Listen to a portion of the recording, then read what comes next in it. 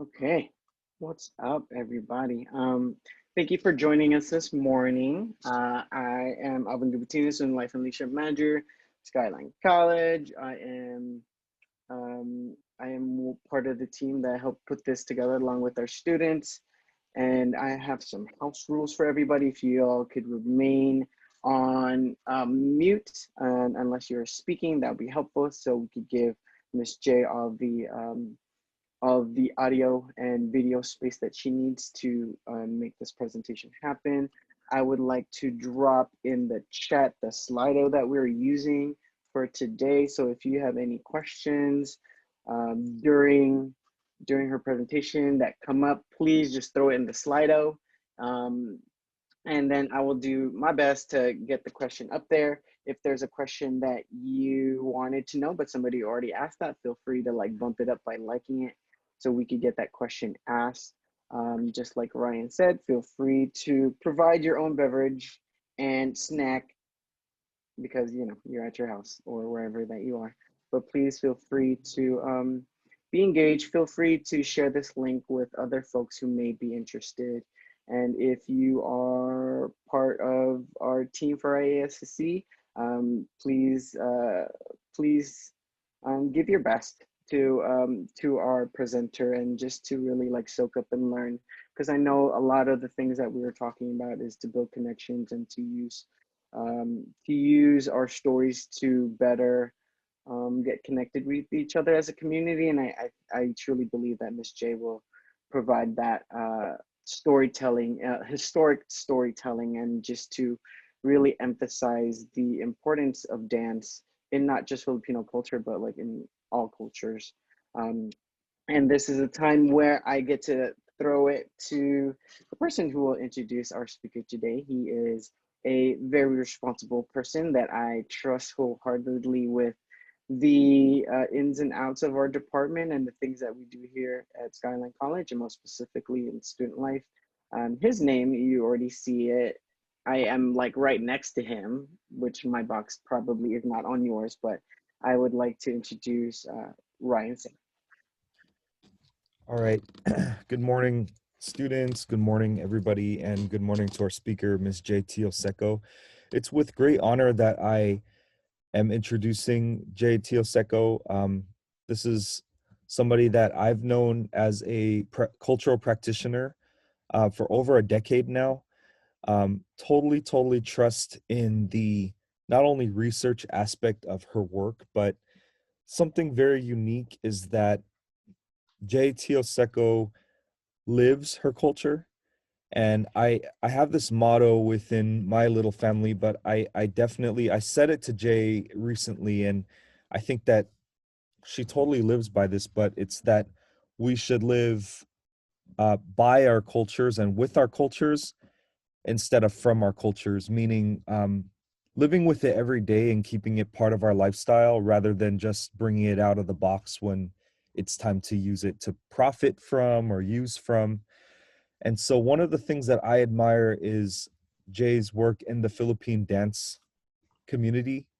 It's just been countless times that you can go to a Pistahan festival or any type of Filipino cultural event that's happening in the Bay Area, and you're most likely to see her in the long nails, not like get your nails did kind of nails, but I mean nails like the long palangay nails and the wonderful adornments in the hair. I mean, just bringing out the very Southeast Asian influenced look of the ancient Philippine culture, which is my personal favorite because of my personal connections to that aspect of it. One of the unique things I wanted to bring up to you folks too is um, Miss J was actually one of the very first people to bring Philippine folk dance to the island of Tahiti. Yes, Tahiti in Polynesia. It was in 2012. It was the very first time that Philippine folk dance had been performed on the Grand Toata stage. And so it was a great time in which many folks who were part of the Tahitian dance troops from the USA were able to bring and share their culture and their heritage through Miss J's performance in Papete, Tahiti. So it's always wonderful to see that bridge happen, in which many folks who enjoy one culture are not only enjoying it and loving that culture, but they're giving back and sharing with the native people their own culture that they're bringing within their heritage. So without further ado, I'd like to introduce to you all a great cultural practitioner, Miss Jae Tioseco. Give it up.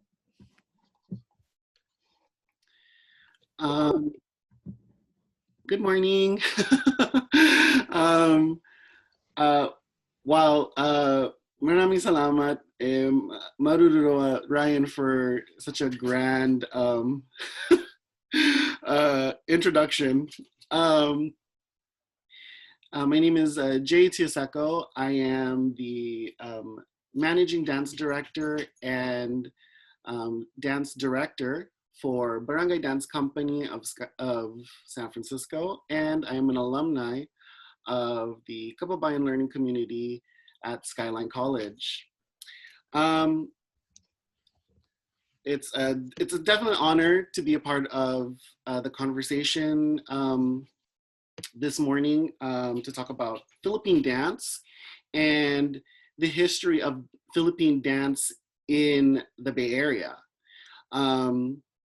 If you've never taken a course at with KLC or Kababayan, there's one motto that we kind of live by, which is no self, no history.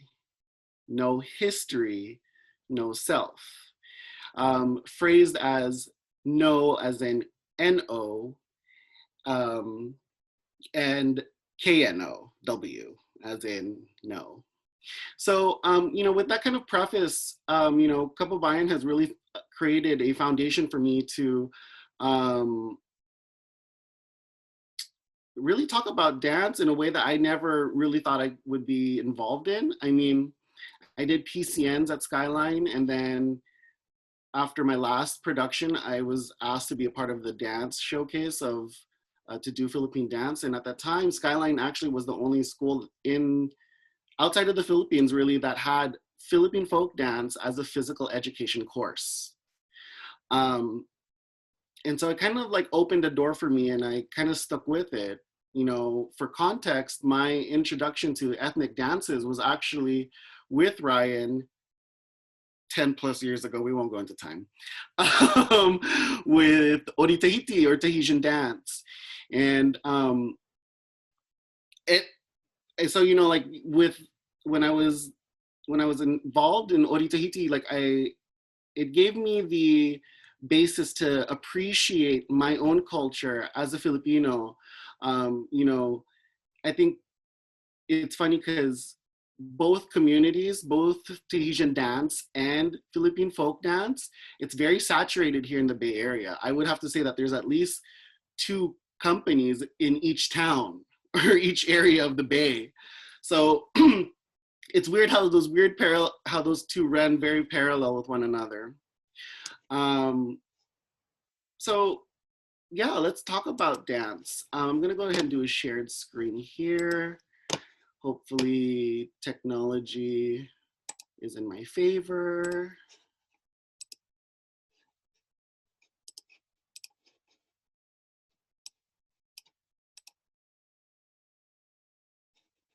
Why did I press share? You can see glitches, right?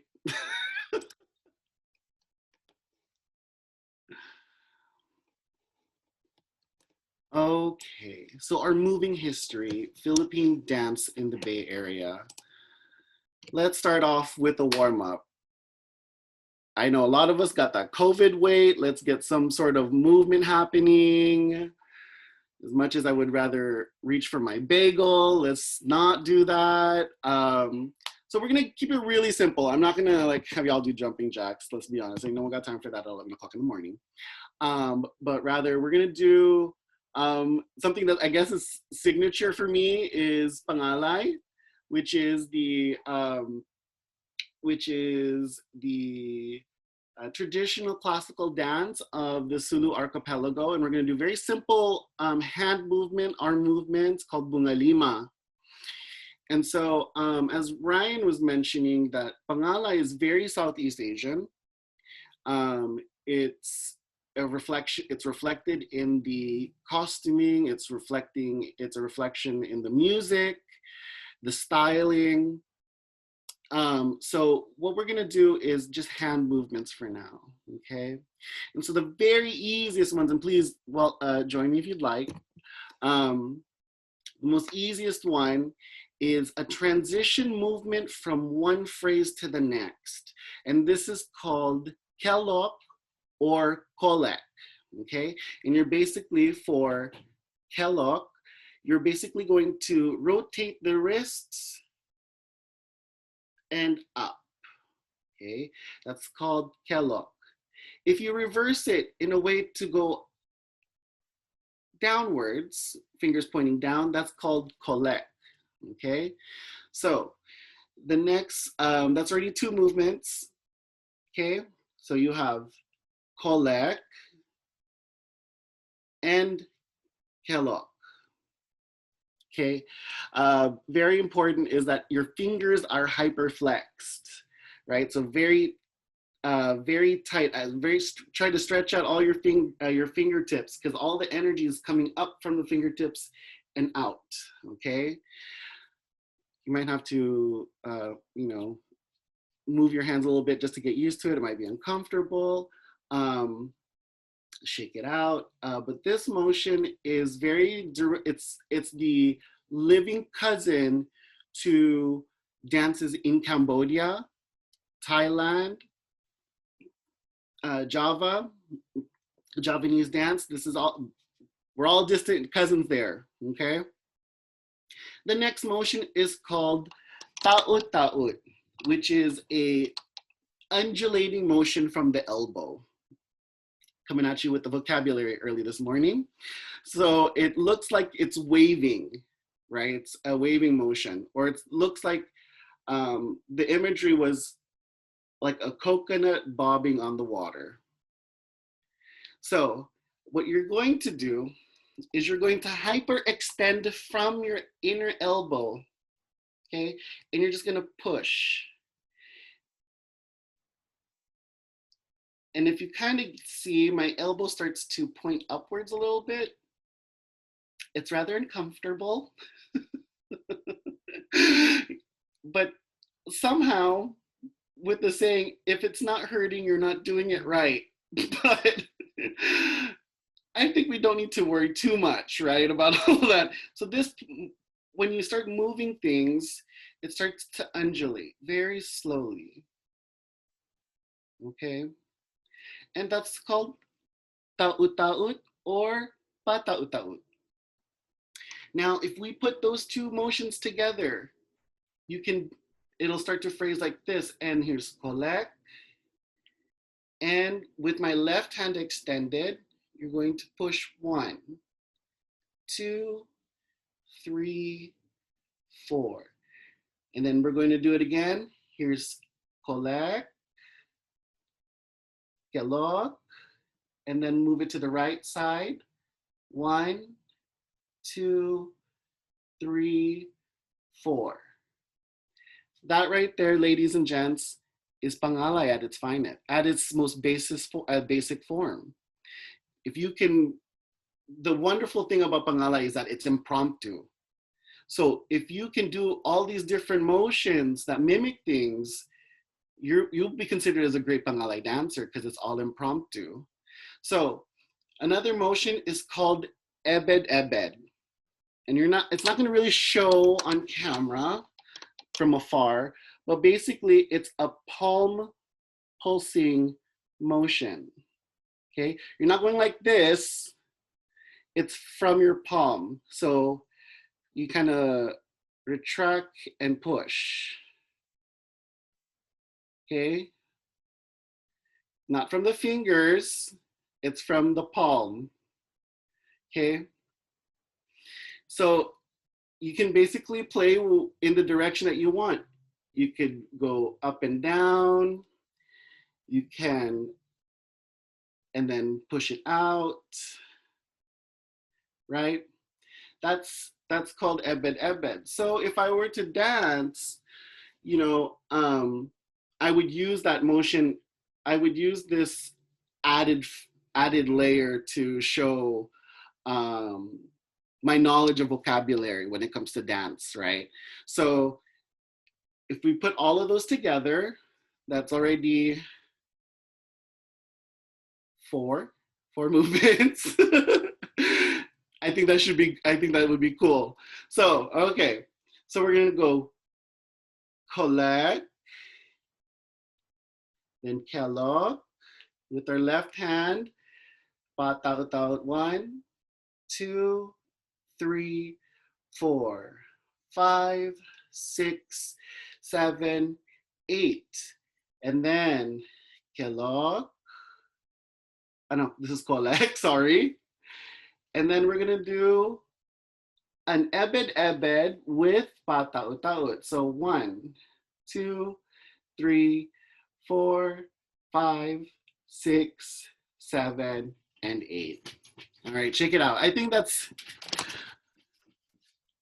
pretty good for now, especially if we're all working on our keyboards and computers, laptop situations. That should help out with minimizing our exposure to carpal tunnel and tendonitis and other things. So let's kind of talk about, thank you first and foremost for getting involved there. Let's go into the next part of my presentation. And the way I framed this, especially with the motto from Kababayan, Filipino American Heritage History Month, I set the program on the premise of the past, present, and future. And to understand the past is how you'll move further into the future. And that's a very watered down interpretation of Dr. Jose Rizal's quote. My Tagalog sucks for reference. So I just got the accent down. I have imposter syndrome there. So, you know, it sounds legit when I talk, but, you know, I really can't read it. So I can't quote Dr. Jose Rizal's infamous, very well-known quote. So the past is learning the foundation of Philippine folk dance. The present, which is Philippine dance here in the Bay Area, and the future, dance on the horizon. What might that look like? That last part I think is better as an open discussion about how dance can be a vehicle for non-traditional things, which we'll dive in it. Don't worry. But first, I don't think I've ever seen Philippine folk dance before.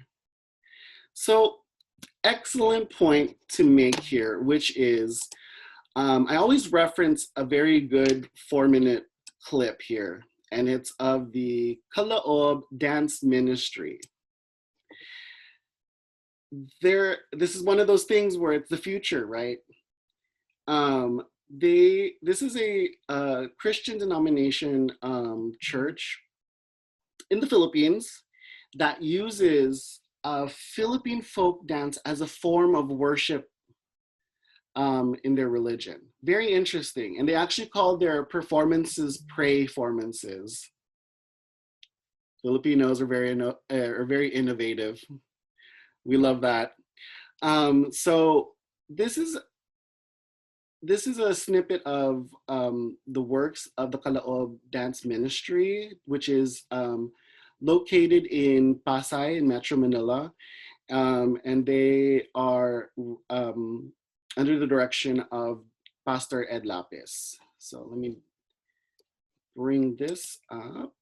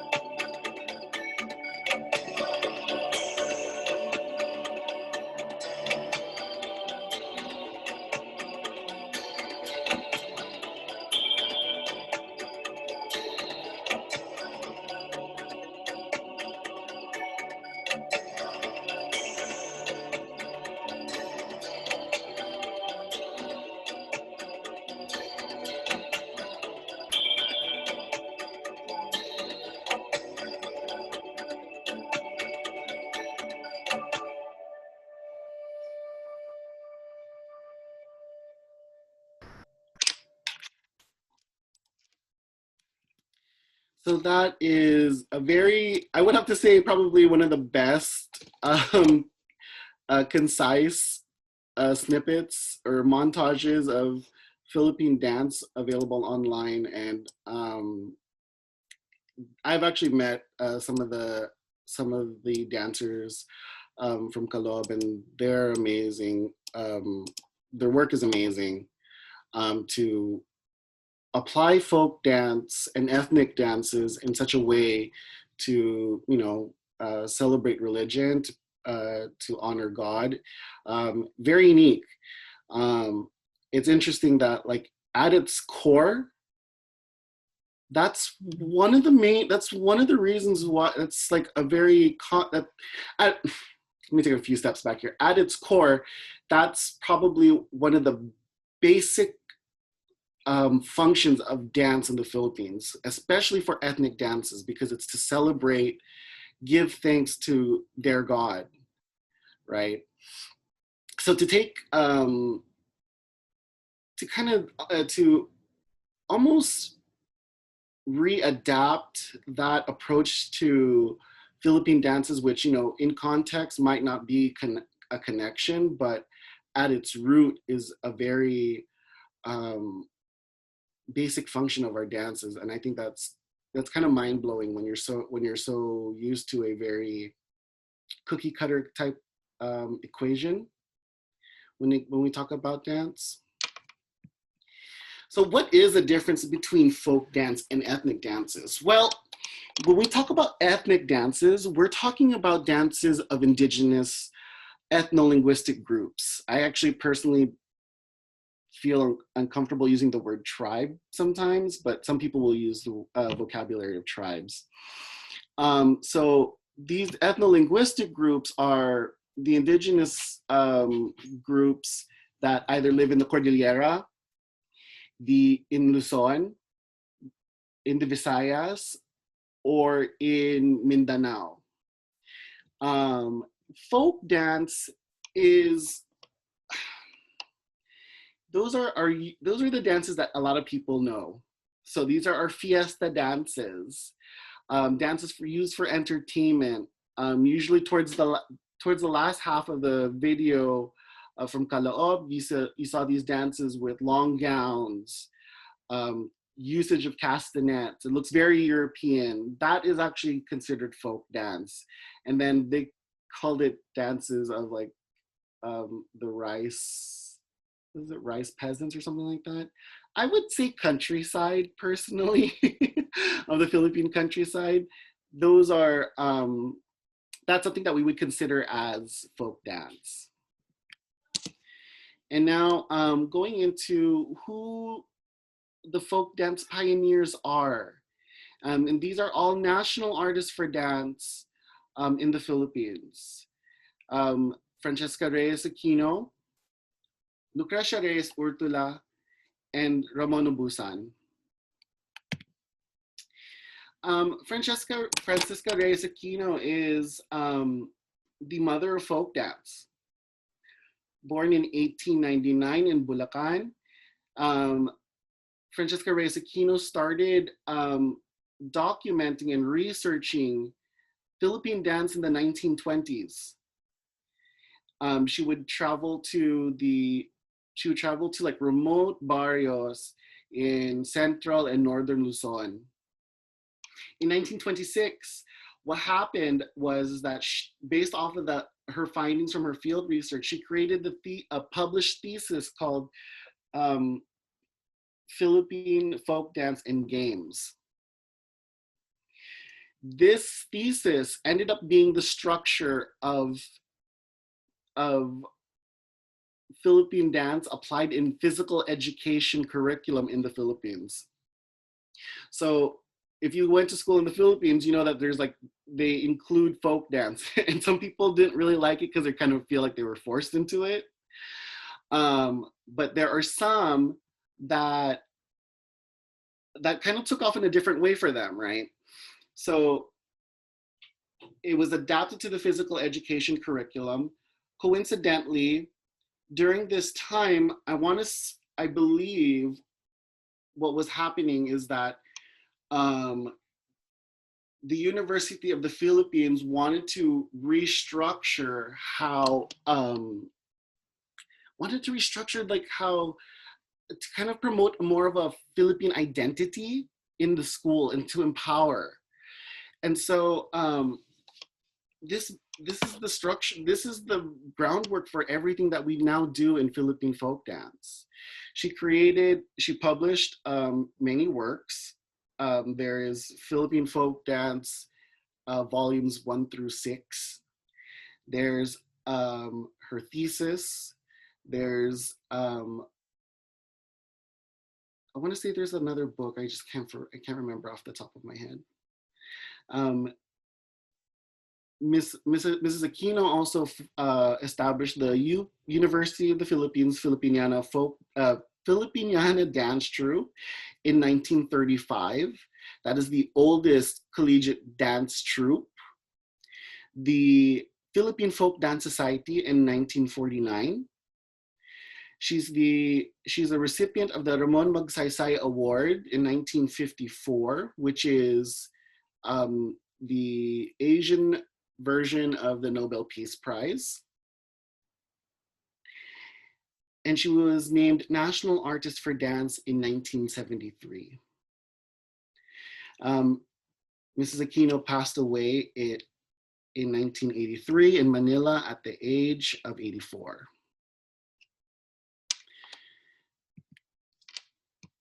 The next national artist for dance is Lucrecia Reyes Urtula, born 1929 from Iloilo.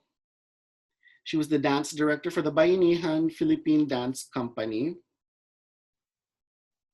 Her notable works include Tagabili, Singkil, and Pagdiwata, just to name a few.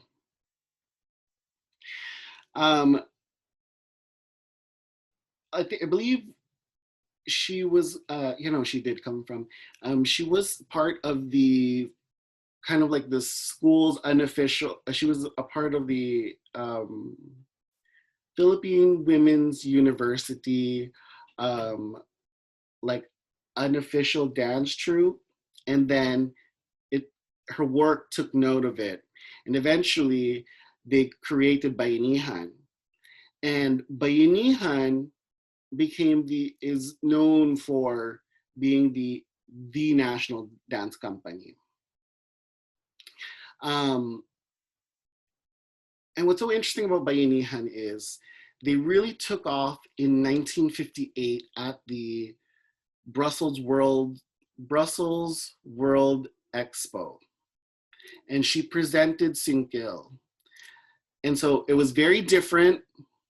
In fact, what they wanted to do,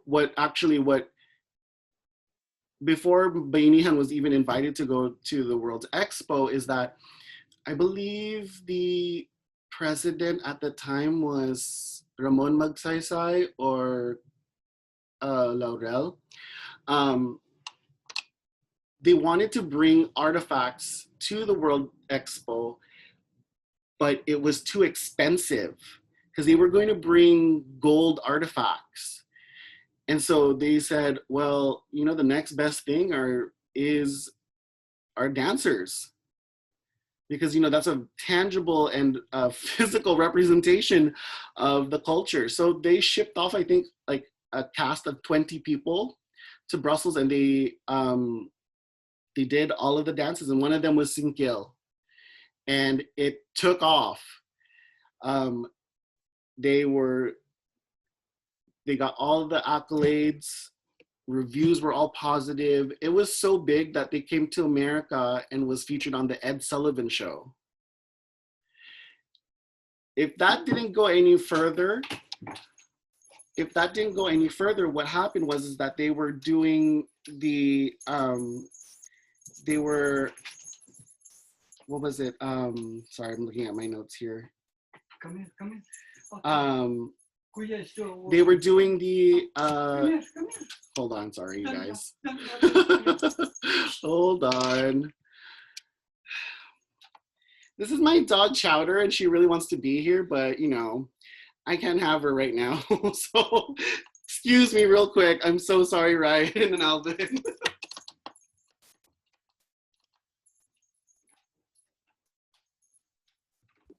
This is a really good time if you have a question. I'm gonna plug the Slido again. So if you have any questions, use the Slido. I feel like that BBC reporter that had their daughter just like show up in the back. Anywho, where was I? Ed Sullivan, they took off. There was actually Bayanihan on ice with the ice capades. So that's how big they really got. We were on ice. Like, I can't even, I've actually been trying to look for footage of that and I still can't find anything, but can you imagine how awesome that is to see like a Bahay Kubo on the ice rink and then all of a sudden everyone comes out on ice skates? How interesting. I really want to see how Tinikling happened. But you know, one thing about Bayanihan is that kind of like, that created such precedence is that Bayanihan uses classical dance techniques and they adapted that towards the movement of Philippine dance. So the really technicalities of movement, of the execution of movements, they were known for their precision, their showmanship. Every performance up until now, super clean, right? And it was, I've seen Baini, I have to say, even in my experience, I've only seen Bainihan once, and I missed out the opportunity to watch them here when they were here in this, when they did a tour in the States. But I saw them in the Philippines, and their work is strong. It's so strong. I can't, there's such a good goal to work towards, if that makes any sense. There's such a great example of precision, clean, very clean performances. It's so unclockable. There's such a great role model. But one of the things that we'll go into the next slide is that a lot of dances, the dances speak for themselves, right? But what we don't see is how, what we're not talking about is how the traditional costumes are subject to compromise. Now that becomes a bigger question of how this then evolves more, because Bayanihan has their own style. But one thing that I've noticed is that the traditional attire, for example, was compromised. You know, what you want to see when you look at dance, especially when it's adapted for stage, is that, you know, some of the traditional attire is not really great for movement. It's very it adds great context for time periods, regional differences, but to all of that, it kind of got watered down. And one person who kind of who went against the grain for that or disagreed with that is Ramon Arevalo Ubusan.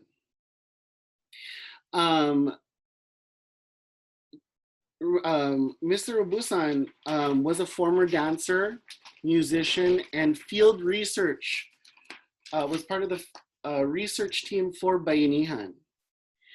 And one thing that he disagreed with is how, you know, Bayanihan doesn't use the traditional attire and questions it. So what he did was, in 1972, he formed his own dance company, and that was the Ramon Ubusan Folkloric Group. And today, in the last 20 years,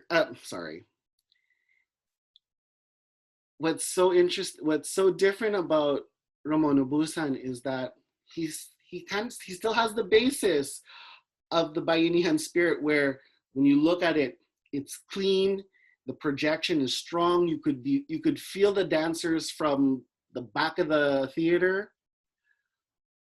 But the work he does and the field research he did, very contextual. What you want to see when you look at dance, you want to see clean lines, the extension of the body and the lines of the body. Well, Ramon Abusan still was able to still keep that and still be true to be the closest to what you'll see off stage in the actual communities. As of 2018, there's 300 hours of digitized research material covering the 35 years of field research conducted by Ramon Abusan. And that's in help with I believe, the Cultural Center of the Philippines, if not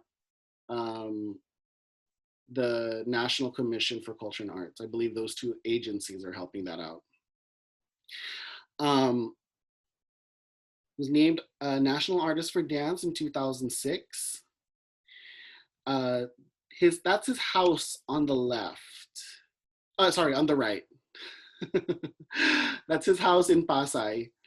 And then that's in the middle, that's the balcony where the flag is being hung right there. There's always this conversation about, staged adaptations and compromising the contextual parts of our culture when we talk about dance, right? Because the traditional costumes will, deem it very authentic, and for us Philippine dance companies here in the diaspora, the word of authenticity and authentic is a very triggering word. Because who's to say anything's authentic if we're all going to the Philippines and doing our research, and we're doing our best to find out what's the best way to promote and preserve the culture for Filipino Americans to treasure, to value. And as you would know it, that would be our next part, is Philippine dance in the Bay Area. Much like history itself, waves of immigration, former dancers from the big companies in the Philippines or physical education teachers, they wanted to, bring and promote a piece of home with them wherever they went to. And that's evident here, especially in the Bay Area. In Contra Costa County, there was 3 Philippine dance companies. In Alameda County, 3. In Santa Clara, 2. In San Francisco, 2. Which also kind of goes into what Philippine Cultural Nights, or PCNs, because it also ran hand in hand, ran very parallel with one another. So the earliest thing I could find of the first Philippine dance companies here in the Bay Area was Filipino Dance Troupe, and that was somewhere in the 1970s. After that, in 1982, the Kaisahan of San Jose Dance Company was formed by Helen Moreno in San Jose. In 1987, Barangay Dance Company was formed by Bonifacio Valera Jr. In 1992, Lika Filipino Folk Ensemble was formed by Rudy Soriano. In 2001, Kawayan Folk Arts was formed by RJ Payomo. In 2004, Kariktan Dance Company was formed by Paulie Manalo Herrera. 2008, the American Center for Philippine Arts was formed by Sidney Loyola and Erna Cruz Louis. And in 2009, Parangal Dance Company was formed by Eric Solano. But what about the rest of California with large populations of Filipinos? 1970, Pasakat Philippine Performing Arts Company was formed in San Diego. 4 years later, The Samahan Filipino American Performing Arts and Education Center was formed, also in San Diego. In 1990, Kayamanan ng Lahi Philippine Folk Arts was formed in Los Angeles. And more recently, in 2012, Malaya Filipino American Dance Arts, Filipino American Dance Arts was formed in Los Angeles.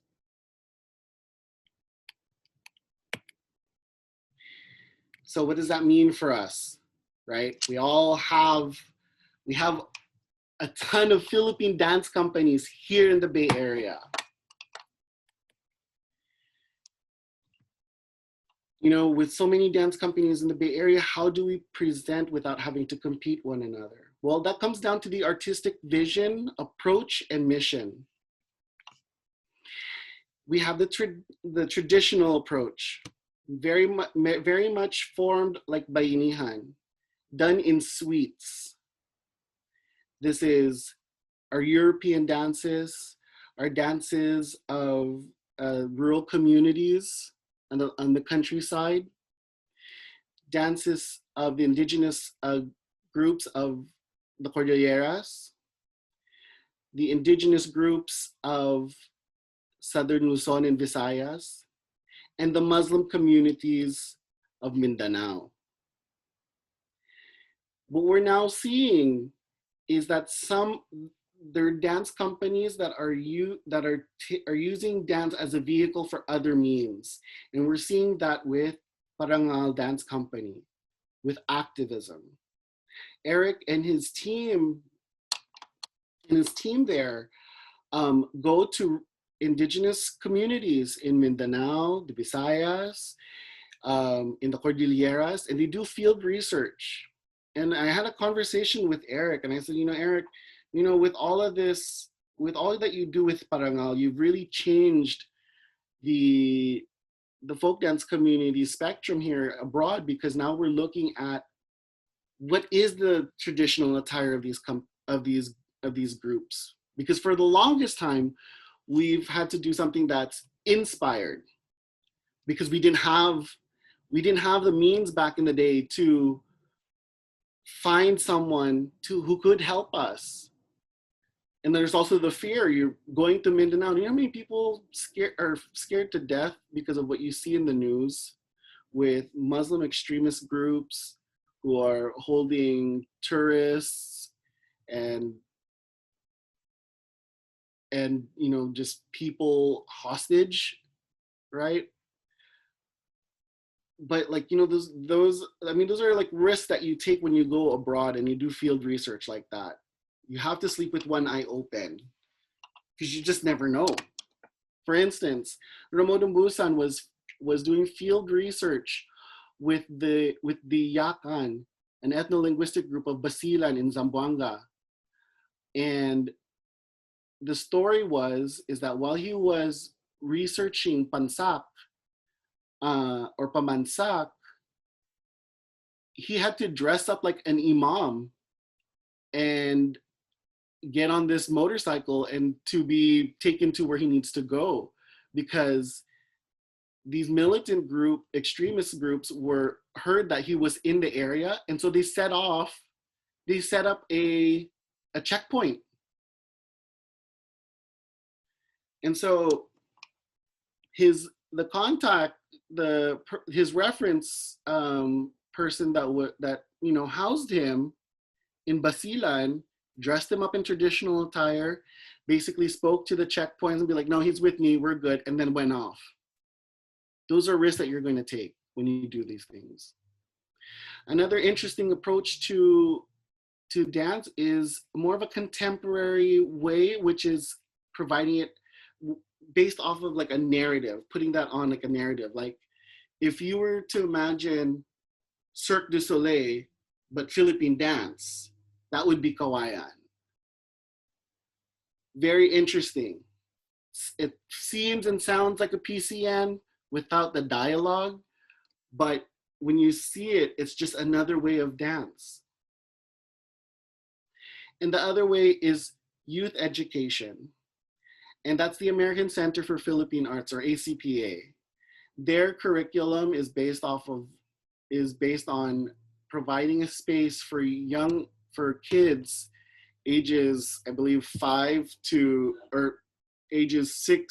7 to like 18, to get them familiar with their culture, to give them to provide a space for them to dance.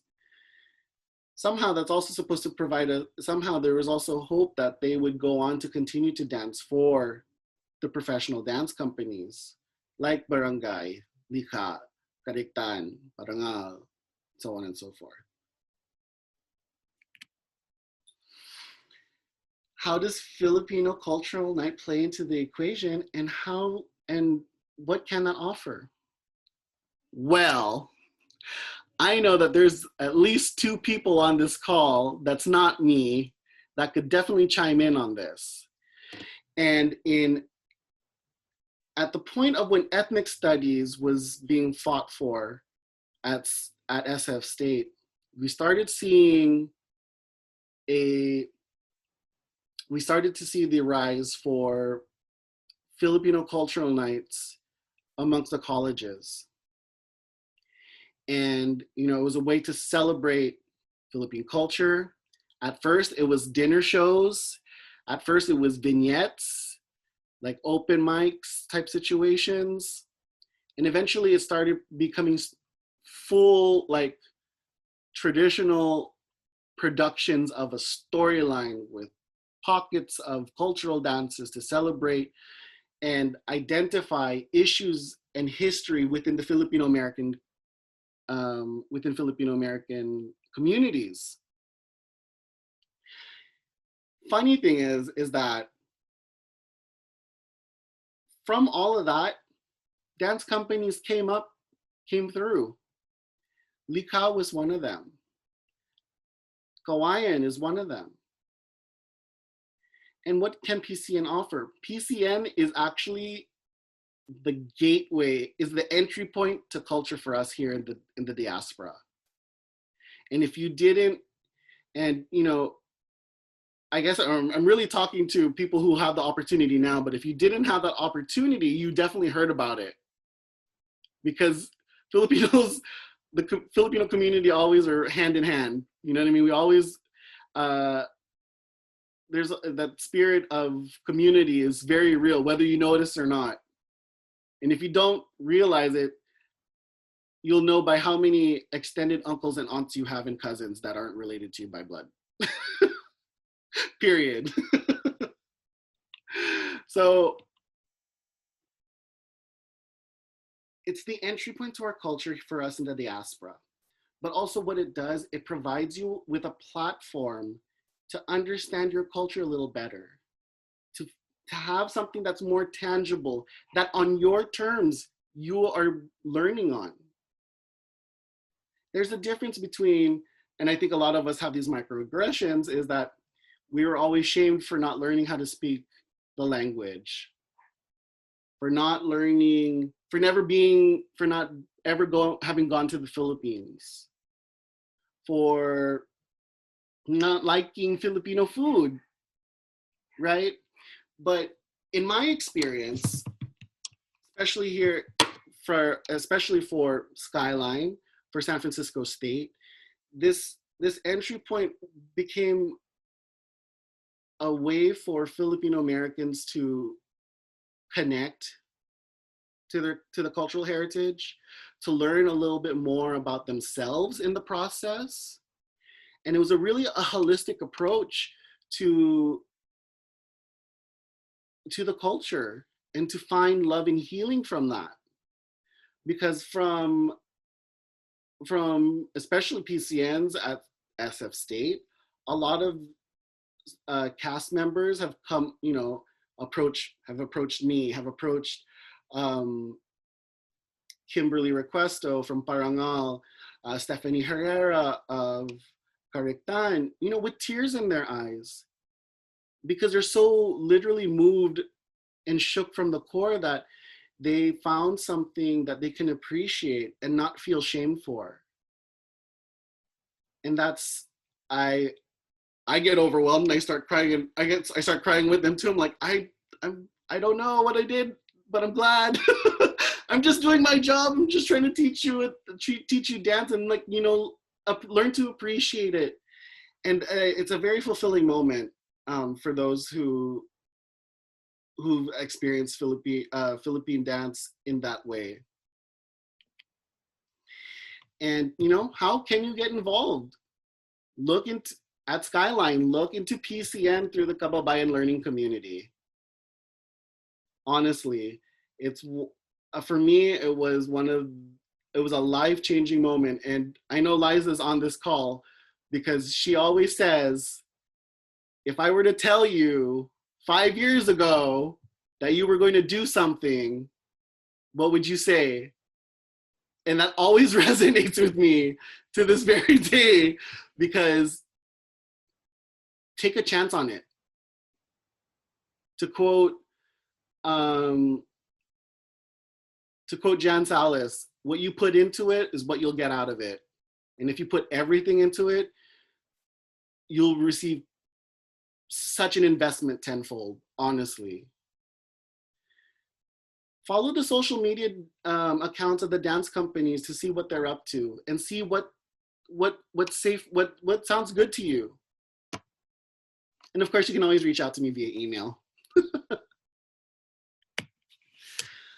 All right. Alvin and Ryan, I think we could start the question and answer segment. Thanks, Jay. You're always so Knowledgeable.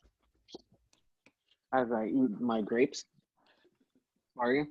I have one question here. How do you help PCN students select the dances to include in their shows? Well, that's actually a point of consultation, right? Let me do something. Let me quote Ramon Abusan himself. When you talk about dance, you don't just talk about the dancer. You talk about music, costumes, beliefs, tradition, purpose, and occupation. Dance is the brightest jewel in the crown of national heritage. And so when I'm in moments of consultation with student orgs about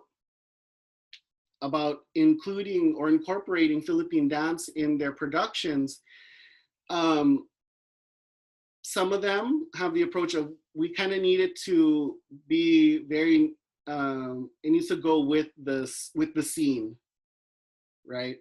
So for instance, there was 1 year at Skyline, there was a very controversial part where they wanted to talk about domestic abuse.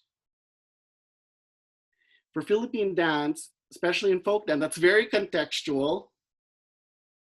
And unfortunately, there's not a documented dance to talk about that, especially with dances of a very devout Roman Catholic community. There is none, right? So at that point, you have to either suggest you can go the very abstract route and talk about dances that are war dances, that have a basis of fighting in it, martial arts, or you can take a very cautious road and say like, and just be honest and be like, there's not really something that can reflect that. And even though we can move it for interpretation, the connection will not make sense. You can then talk about the different regions of the dances. What's the capacity of the production? If you have a small cast, I'm not going to suggest you do all 5 suites. That's not realistic, right? That will kill me in the process. So you have to scale it down. Do something that's realistic for the cast. Do something that could, 1, work within their capacity, and 2, be intentional about it. Can they do it? Why should you push for Singkil, for instance, that has 4 bamboo clappers, a prince, a princess, fan dancers, an umbrella attendant, live music, when you only have a cast of 10. I mean, I believe in miracles, I'm a Catholic, but at the same time, let's be a little realistic about that, right? I grew up on Disney, I believe in miracles too, shit. Oops, sorry, I didn't mean to swear on camera. But you gotta be realistic. Instead of doing something that's grand and you know, impressive, why not use dances that are simple, but can be the most impactful? There's a difference between that. You can do Jota Manileña, Jota Paragua that have strong Castilian flamenco moves and Jota moves, but yet if you do, for instance, Malagueña of Catanawan in Quezon province, a lot of that is just walking in a waltz time measure up and down the stage, but you're showing off this dress, but yet everyone's gonna remember like, that dress is so beautiful. That was such a beautiful dance. So you don't need grand dance numbers to make an impact as something as simple, because as we're learning in dance is that the simplest dances are the hardest dances because it's very detailed and you have to nail that down. Next question. I got another one. Do you have a favorite dance or a least favorite dance, if that's even possible? I'll be very Miss Universe about it and say that every dance, all the dances are my favorite. It's truly hard to pinpoint. It's really hard to try to generalize our culture that is so diverse and say that one is my favorite. The least favorite dances are the dances that unfortunately my knees can't do all the time. She old, okay, she's old. So, you know, there are dances that for our indigenous groups, for our indigenous groups of, actually a lot of them, a lot of the indigenous groups, the movement is heavy-footed and low to the ground. That because of the animistic belief that the actual physical contact of your foot on the earth itself makes you connected. So that spiritual aspect, you know, is very beautiful. It takes you back to a very, it humbles you, really. In the diaspora especially, we are bougie as hell. But like, you can, if you take your shoes off and actually dance on the earth and think about the connection of you positioned in the physical with the metaphysical, that's new. That's something that a lot of people don't understand, right? And there's some movements where you're just mincing, you're taking really small steps, and then you have to do like a light hop, and then mince some more. My knees, sis, I tell you, I'm gonna need a little salon pass and Bengay for that one, you know what I mean? But you know, but what it is, beautiful. It's absolutely beautiful to be with nature in that sense and be connected like that. It's absolutely beautiful. And in those moments, you push through that uncomfortable feeling, and it's amazing. Can you just a follow up on what you just said? Like, can you help us like try to understand what that means? Because I see, because I follow you on Facebook. Obviously, we're friends, and I see you on Instagram, and I see you like in all these places where like indigenous like folks live, right? Like you're in their communities, you're doing their dances, you're learning. Could you like help us kind of like explain that feeling you feel when you're like doing that dance that they taught you in their like in their home and in their community? Is there like a specific like an analogy that you may have? Or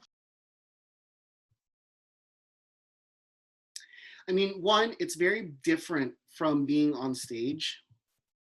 You have stage lights, you have an audience, you know, you have to kind of think about your next movements. And there's this synergy of putting out this between the music, you, and your environment, right? The energy that you put into a performance is much more different when you're in the communities, when you're learning from master artists, these cultural bearers who are taking the time out of their day to teach you because they acknowledge that you want to learn, that they acknowledge you for loving the culture. They acknowledge you for knowing that you won't appropriate what they're teaching you. It feels very spiritual, to be honest with you, Alvin. It's a different dynamic. It's like,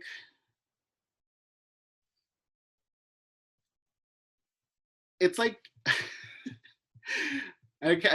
don't know why I'm using it like this, but it's like riding Space Mountain versus Tower of Terror, or what's now the Avengers ride, right? In Disneyland. For Space Mountain, it's like a constant journey, right? You're going, your dips, there's ups and downs. You're in the dark, you don't know what's happening. And then all of a sudden you see these flashes and in your picture and you're all busted looking because you're scared to death of what's happening. But I would say that's stage. But then I would say, you know, Tower of Terror is like, that's what it's like, learning from the communities, because it happens so fast. You feel like nothing's happening, and then all of a sudden you drop, and just that adrenaline and feeling sensation of you dropping, I would say that's what's like what it's like learning from, you know, these master artists, and especially on their land at that. And to be quite honest with you, I have not had the opportunity to learn in that setting yet, but I've learned, you know, from the opportunities of them being here in the States to learn, or when I've gone to the Philippines and we've learned from people from the indigenous communities, from the weaving families. It's the same thing. It doesn't matter where you're at, because the connection with the bare foot alone makes you connected to the earth itself. thank you. I'm gonna just meld these two questions. Are you learning any new dances right now? And what was the hardest dance you had to learn? I would say that as a dancer, as a Philippine folk dancer, the interesting thing is that there's always something to learn. So you're always, literally, no pun intended, always on your feet. I think that's a great point to make, because that's an incentive for you to always push and be better, right? It humbles you in a way that, like, you might think you got this one down, sis, but like, we got something else for you. You know what I mean? I would say that the hardest dances are the most technical dances which is Jota Manileña and Jota Paragua. I learned Jota Manileña through the Philippine Folk Dance Society last year at their conference in Manila. And that annotation was based off of the research or the adaptation of Ramon Abusan. And the way that Ramon Abusan does it, there's a very, very technical step that at first it's gonna like, you just need to drill that down. And then you have to learn about the nuances of stage techniques, right? To pull up, drop your shoulders, and then you tilt the head ever so slightly for a more softer look on stage, right? And then you still gotta talk, and we're not talking about your arms yet. So that the combination of all that training and having to learn that within a day, that was a challenge. Jota Paragua has very strong flamenco influences. And, you know, in contrast to the other jotas that we know of, it's different. It's strong, it's spicy, it's fiery. Ramon Abusan stages the dance with using flamenco costumes. And flamenco costumes, the movement's very limiting.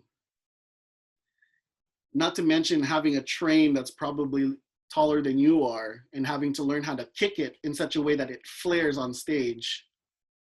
That's a juggling act, because we're not talking about that's now talking of another added layer of costuming, because you never know how to move in them until you actually get it. That sounds like a lot, especially with the train trying to kick it up. Yeah. I can't even imagine. Trying to kick somebody as tall as me over your head or whatever. Right. And then not trip on it. Nah, good luck. But I think that it just brings her, like, for me, like, brings on, like, kind of like a personal question. Like, you're very, like, invested and committed and passionate in the work that you do, you know? My thing is, like, what was kind of like the journey to find out or find your connection to dance? Like, what made you kind of become this, like, cultural practitioner? Because me and Ryan always talk about, like, you know, what does it mean to be a cultural practitioner? And he always tells me and, like, always schools me about, like, the different dances, you know?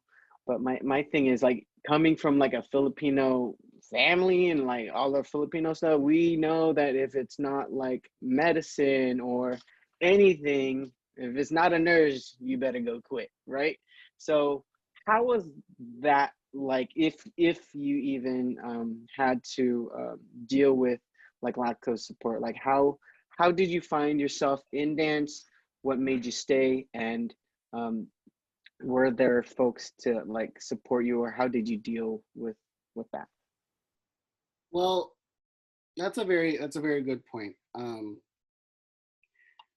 When I started 10 years ago, I was identifying as Jonathan, and I've been fortunate and blessed enough to be in spaces that made me feel safe as a queer person, and through dance, helped me define who I was. It was a very scary, I won't lie, it was very scary. There was nothing more right in this world than the minute I had slipped into a female costume. I can't put into words what and how that felt like. But at that moment, it felt so incredibly right.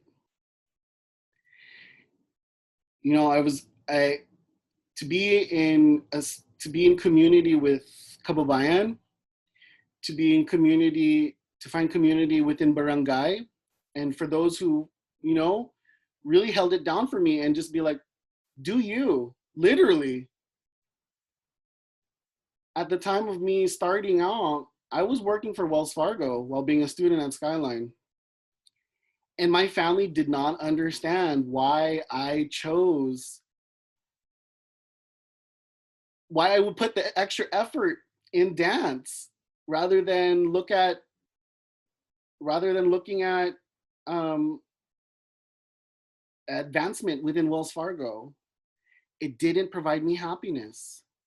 Dance was truly a space for me to really be with myself.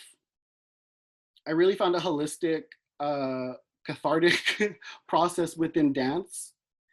And it spans the fact that no matter what genre of dance it was, it's healing. It doesn't matter what the movement is. And what I started to realize, especially after PCNs, is how important Philippine dance is. If we took language, food, weaving traditions, the artisan traditions, the handicrafts, what do we have as Filipinos to say that we are Filipino? The reality is that dance, like language, is becoming a dying art. And especially in the Philippines, when we've looked towards the West as the go-to, and realize that the colonial mentality that we have inherited, it's an uphill battle. It's very an uphill battle. The fact that I've even acknowledged that dance, much like other things, much like other cultural aspects, is important and should be promoted, goes against the status quo. And it's sad, right? But with the privilege that I have as a Filipino American living abroad in the States, I actually can say I can go against the grain and not assimilate, because to assimilate is to survive. It's the means to survive. And I chose not to assimilate to that because I see something different here. I'm not saying that I'm trying to be like some savior or anything, but I'm saying I could definitely I can definitely speak to it and contest to it, because the space that dance has given me it's undescribable. And to then disregard how diverse and beautiful the culture is, I'm sorry, we should not look at our culture that way. It's uncomfortable, right? It's a very uncomfortable conversation to have, to tell your elders and risk the fact of being said that you're being disrespectful for speaking against that or against their point. Being American is a nationality. It's not an ethnicity. That's a passport. Who's to say who has a more Filipino heart? Someone who knows the culture or someone who was born there? You know what I mean? I see dance and culture and history as a form of empowerment.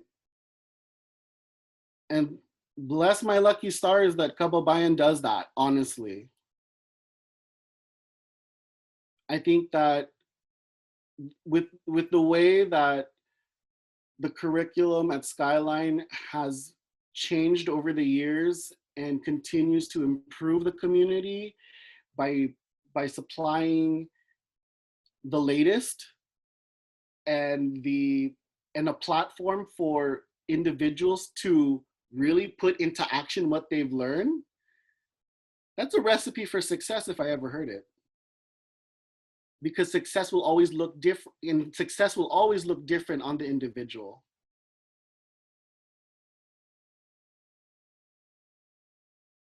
I think I'm gonna go off the rails, so I'm being very cautious and stopping myself, Alvin.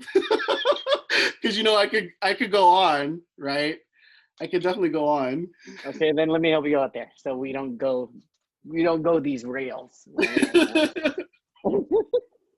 I guess that, like, the last going out effort. I mean, not effort, but like the question is, we have a lot of your youth here. We have a lot of like Filipino youth trying to figure out like for themselves who they are, and just a lot of students just trying to figure out who they are, coming from their home countries, coming to America. Like, out of all like your experience, like what kind of like gems or nuggets or lessons can you share with our students and our student leaders here in that journey of figuring out their identity, their passion, and their sound? You know, I would say that's a very opportune question, Alvin, because we in our community are having very passionate conversations and dialogues about how we hold culture. How do we address cultural appropriation? How do we address bastardizing the culture? That's a very common thrown out word there.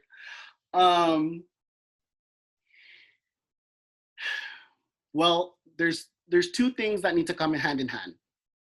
One of them is respect. Respect for yourself, the culture, the people who made the sacrifices to promote, to teach, to make things available, right? The second one is love. The love for yourself, the love for your culture, the love for everything that goes hand in hand with what you're trying to look for. Now, not all of the two come all at once. It's a process, to say the very least. And with some of these passionate conversations, it definitely does confuse someone. But the concept of identity is already very controversial, let alone for me being a trans person in the Bay Area as a second generation Filipino American. There's layers of complexities across the board, right? And you just have to be real with yourself, right? Question yourself.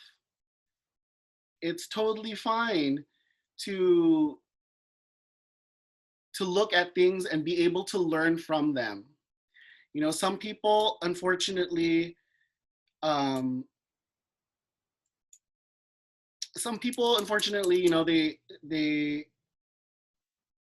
there's gatekeeping involved. You know what I mean?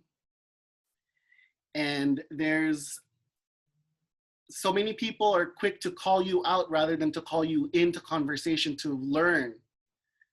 And it's unfortunately, that's lateral oppression, and it's very it's divisive. I don't think anyone is in the position to tell you how you should identify yourself as a Filipino American or Filipino in the diaspora. No one can tell you how you should do that. It's only yourself. Now, for myself, I feel I've in being transparent here, I've felt attacked in these conversations. Granted that because I am a folk dancer, I've purchased traditional attires from these ethno-linguistic groups that are ethically sourced, right? Someone could definitely say, why do you have that? Why do you need that? Why should you have that? That doesn't belong to you. It doesn't belong to your genetic makeup. It doesn't, I could be called out. I could be called out right now, quite honestly. And, that's fine. That's totally fine. Just because it's ethically sourced doesn't make it okay for me to buy for purchase. I think we should have questions of, why do you need to buy this though? Right? What purpose is it going to serve you? For me, I mean, you know, from this camera screen, you see only this, but I'm a big girl, okay? And, you know, I'm part of a dance company that has a legacy, and I'm a new president on many occasions, okay? And there's just some attire that's not made in my size. Well, I took that into my hand. I invested in them. Not because I need it, not because there's a shortage of it, but because I know it'll serve justice to the presentations that will happen, because I'm in it for the long run, right? A very common thing that gets a very common article of clothing that comes from the ethno-linguistic groups is the malong, the tubular multi-purpose fabric from the Maguindanao, the Maranao, the Tibolis. You know, the malongs are used in multiple ways. And a lot of people can be called out for, why do you need that? First and foremost, I think what also needs to be addressed is that this is batik, and that comes from Indonesia. The Philippines has adapted to it because trade, but that's not a traditional fabric or textile. If you get an actual Maguindanaoan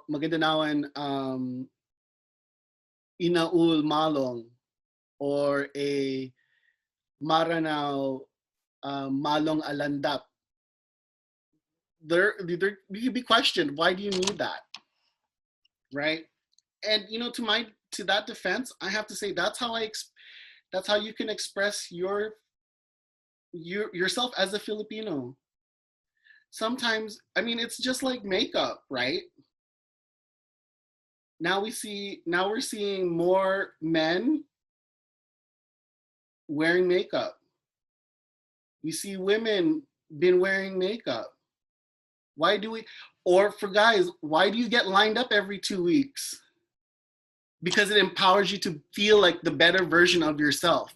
If that's the same, if we're gonna look at malongs as the same way as expressing who you are as a Filipino American, but also providing a conversation to talk about the ethnic minorities of the Philippines.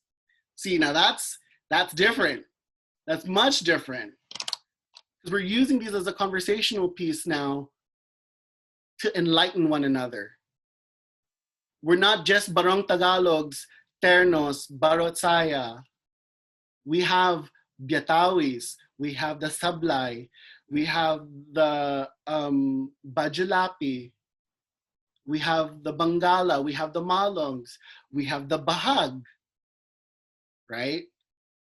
It's kind of unfair that we've gone to, and even this could be seen as a form of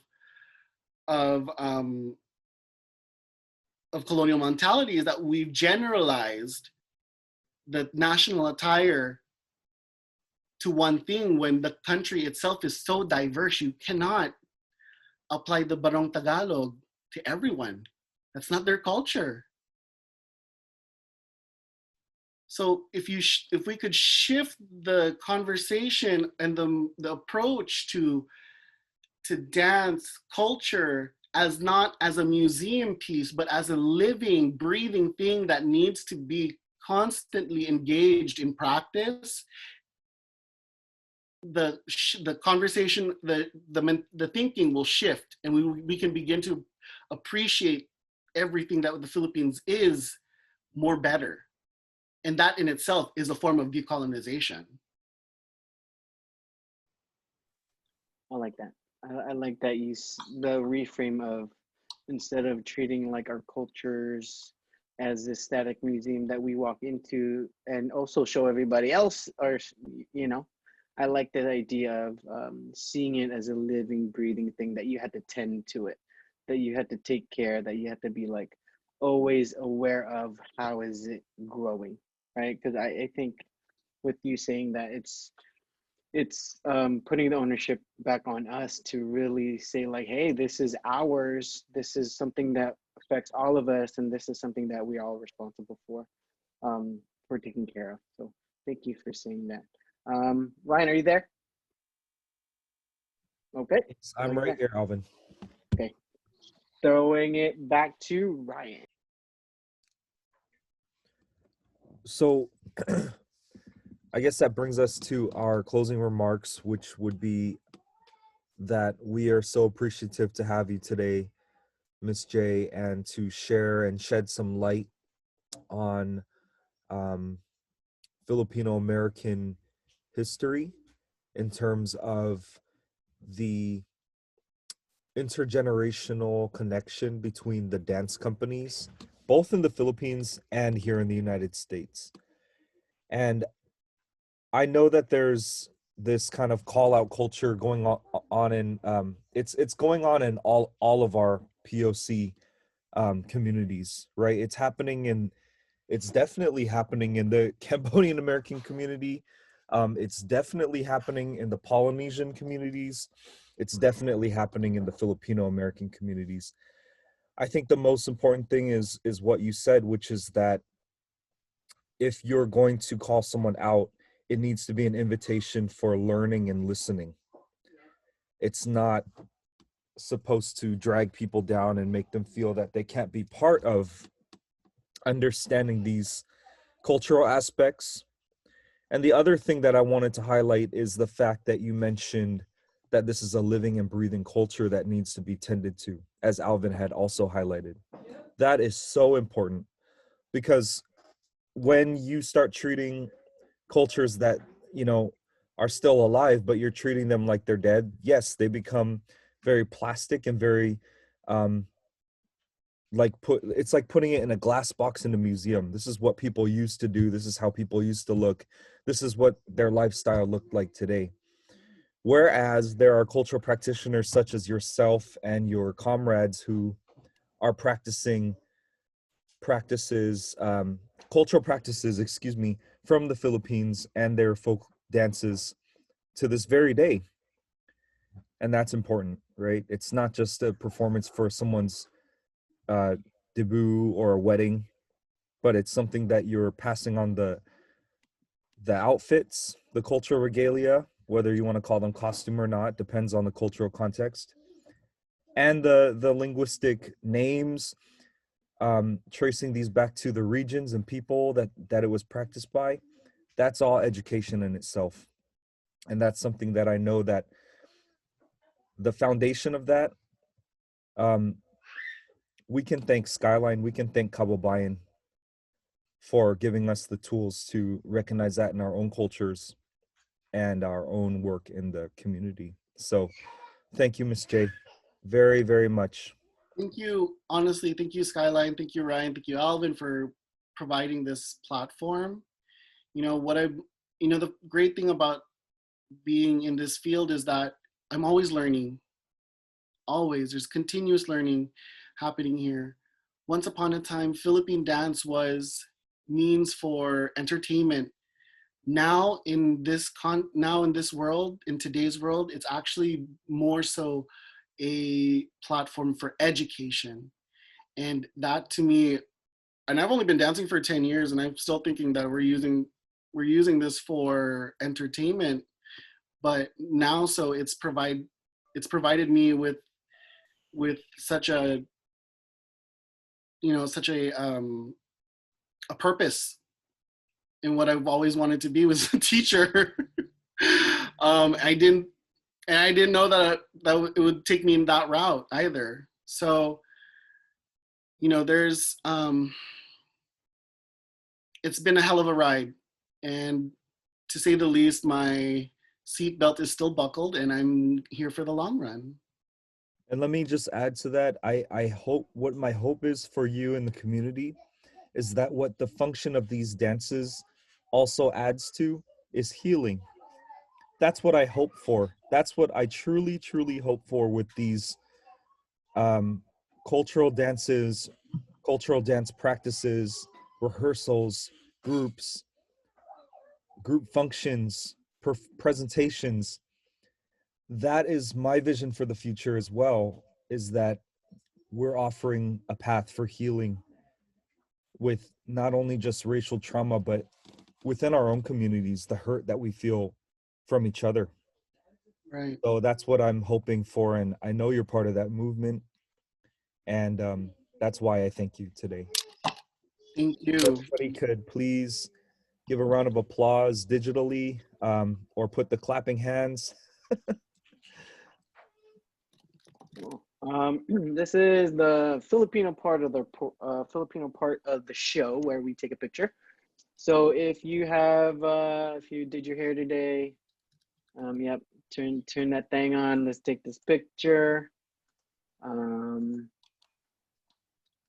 Yep. I will do the folks a solid who don't have their pictures up. I will not take a picture of you. Because I know it'd be like that sometimes. And you know what? That's okay. All right. Come on, Max and Chris. Get on the camera, look pretty. I am a count to three type of person, just letting you know. And on three, I take the picture. So I just want to let you know that. 1, 2, 3. All right, one more time. Change your posture if you need. Okay. All right. 1, 2. Oh, 1, 2, 3. Oh, let's wait for Chris. Chris just came on because I know he saw the pictures. All right. Redo one more time. Let's make this good. All right. 1, 2, 3. Beautiful. Thank you. Thank you, Jay. Again, you're awesome. For the folks, you are free to get going, but if you would like to stay for a debrief, go for it. I know Liza wants to introduce Jay to some of her students, so feel free. For all the folks who are leaving, I'll see you at 4 o'clock. We in this thing. I think you stop recording, Ryan.